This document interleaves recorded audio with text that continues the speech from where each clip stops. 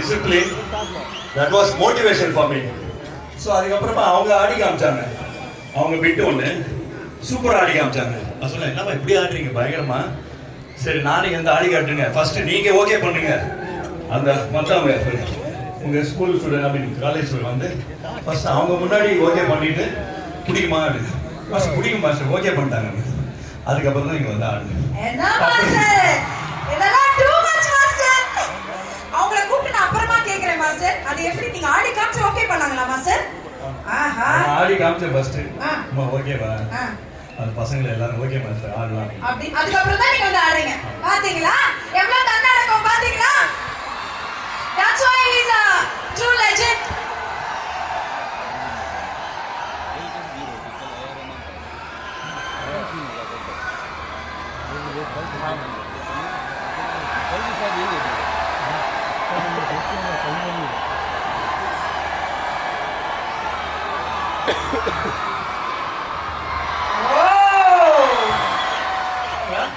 அப்புறமா மாஸ்டர், அப்புறமா வரலையா?